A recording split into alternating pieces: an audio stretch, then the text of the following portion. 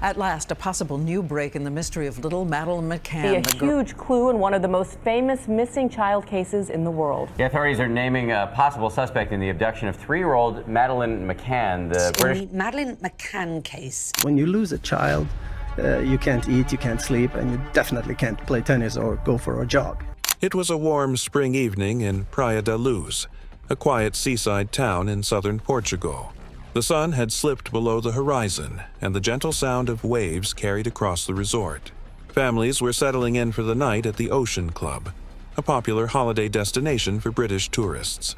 Among them were Kate and Jerry McCann, a couple on vacation with their 3 children, 3-year-old Madeleine and her younger twin siblings. At around 8:30 p.m., after a long day at the pool, the McCanns put their children to bed in the apartment they had rented just a short walk from the resort's restaurant. The plan was simple. They would dine with friends nearby and take turns checking on the children every half hour. The resort was quiet and safe. Nothing seemed out of place. But sometime between 9 and 10 p.m., everything changed. When Kate returned to check on the children, she noticed the bedroom door slightly ajar. A cold draft passed through the room. The window was open, the shutters raised, and Madeleine's bed was empty. In that moment, panic struck. She searched the apartment, calling her daughter's name. No answer. The quiet night turned into chaos as guests and staff rushed to help. Police were called, flashlights swept the streets, and whispers of fear spread through the resort.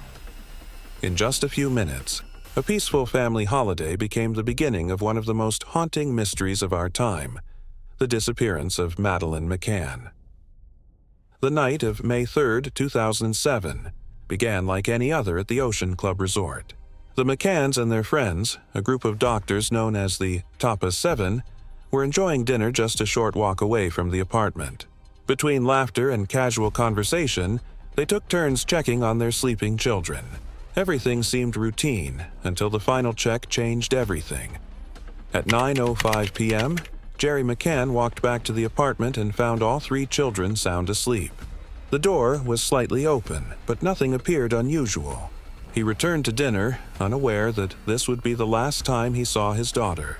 Around 9:30 p.m., another member of the group, Matthew Oldfield, offered to check on the McCann children.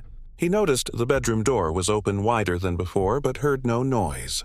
Believing all was fine, he went back to the table. Moments later, at around 10 p.m., Kate McCann made her routine visit.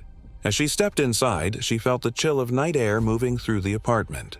The window was open, the shutters raised, and Madeleine's bed was empty. Her small blanket lay crumpled on the mattress. Panic surged through her as she ran to the patio and screamed into the night, "Madeleine's gone!" Within minutes, guests and staff began searching the grounds, calling her name through the darkness.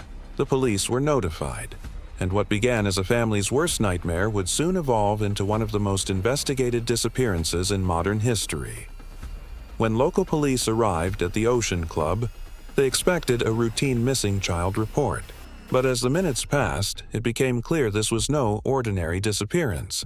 The apartment had already been searched by resort staff and guests, and vital evidence may have been disturbed. Windows were handled, footprints crossed the floors, and items were moved in the panic to find the little girl. The initial response lacked urgency, and critical time was slipping away. By the early hours of May 4th, Portuguese authorities began treating the case as a possible abduction. Roadblocks were set up, nearby apartments were searched, and local beaches were combed by flashlight. But there was no sign of Madeleine. As dawn broke over Praia da Luz, her face was already appearing on news broadcasts across Europe. The small resort town had become the center of global attention almost overnight. Over the following days, police interviewed witnesses and collected statements from everyone staying at the resort. Conflicting details emerged. Some guests reported seeing a man carrying a small child near the apartment that night. Others mentioned a strange vehicle parked nearby. The investigation quickly became a web of speculation, with too many leads and not enough evidence. Meanwhile, the McCanns made emotional public appeals, begging for their daughter's safe return. What began as a family holiday had become an international mystery. And as the story spread, so did the pressure. not only on investigators but on the parents themselves. In the weeks that followed, Madeleine McCann's disappearance dominated headlines around the world. News crews flooded into Praia da Luz, and the quiet coastal town transformed into a chaotic media circus. Every photograph of the McCanns, every tearful plea, every police statement was analyzed and broadcast globally. What began as a missing child case had become a worldwide obsession. As the investigation deepened, theories began to multiply. The first and most painful one, that Madeleine had been taken by a stranger. Witnesses claimed to have seen a man carrying a small blonde girl near the apartment that night. Composite sketches were drawn. Police searched nearby roads and ports, and international alerts were issued. The idea of a child abduction shook people across continents. But soon, a second and more controversial theory emerged. Some investigators began to suspect that the answer might lie closer to home. Reports of inconsistent statements and traces of DNA found in the McCanns' rental car raised suspicions. The media, relentless and unforgiving, turned its spotlight on the grieving parents. They were questioned for hours, their behavior dissected by experts and tabloids alike. For a time, Kate and Jerry McCann were even named formal suspects, arguidos, in their daughter's disappearance. The world was divided. Some believed they were victims of a terrible injustice. Others were convinced they were hiding something. In the midst of this chaos, one undeniable fact remained. There was still no trace of Madeleine. No confirmed sighting, no physical evidence, no confession. The case seemed to be collapsing under the weight of speculation and error. And yet, despite the setbacks and accusations, the McCanns refused to give up. They launched global campaigns, hired private investigators, and kept their daughter's face alive in the public eye, a symbol of both hope and heartbreak. Years passed, but the mystery refused to fade. Even as public interest came and went, detectives from multiple countries continued to chase leads. The McCanns moved forward with their lives, but the question of what happened to Madeleine never left them. In 2011, a major shift came when the British government ordered a full review of the case. Scotland Yard launched Operation Grange, a team dedicated to re-examining every detail that had been collected since that night in 2007. The review uncovered inconsistencies, ignored witnesses, and new lines of inquiry. Advanced forensic technology, unavailable at the time of Madeleine's disappearance, allowed investigators to retest old evidence. Slowly, a new picture began to form.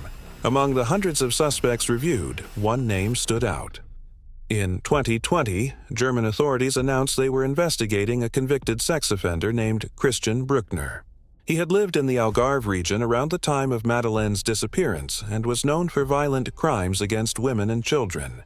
Police discovered he owned a camper van, and phone records placed him near Praia da Luz on the night Madeleine vanished. When this information became public, it reignited global attention. For the first time in years, investigators believed they might have a genuine suspect. German prosecutors declared they had concrete evidence suggesting Madeleine was dead, though they would not reveal what that evidence was. Searches were carried out at several locations linked to Brückner, including an abandoned property in Germany, and items were seized for forensic testing. For many, it felt like the case had come full circle. After years of false leads, speculation, and heartbreak, there was a renewed sense of purpose. Could this man finally be the key to solving one of the most infamous disappearances in modern history? The answer, investigators hoped, was finally within reach, but the truth was still buried beneath years of silence and unanswered questions. Christian Brückner was not a new name to law enforcement. Born in Germany, his life was marked by a long history of crime, theft, drug trafficking, and sexual assaults. He had drifted across Europe for years, living a transient, unpredictable life. In 2007, he was residing in the Algarve region, just a short drive from Praia da Luz, working odd jobs and living in a camper van. Investigators believe this van may have been central to Madeleine's disappearance. Records show that on the evening of May 3, 2007, the night Madeleine vanished, Brückner received a phone call that placed him within minutes of the Ocean Club resort. The call lasted just half an hour, but after that moment his phone suddenly went silent. When questioned years later, he denied any involvement. Yet his criminal history painted a disturbing picture. A man capable of violence, manipulation, and exploitation. Police later uncovered chilling evidence. Photographs, videos, and items seized from his properties across Germany and Portugal. Some of these materials, authorities said, suggested a deeply disturbed individual. Still, despite the mounting suspicion, Brückner has never been formally charged in connection with Madeleine's disappearance. He remains imprisoned in Germany for unrelated crimes while prosecutors continue to build their case. For investigators, he is the strongest suspect they have ever had. But without definitive proof, no confession, no body, no physical evidence linking him directly, Madeleine's fate remains an agonizing mystery, balanced between hope and despair.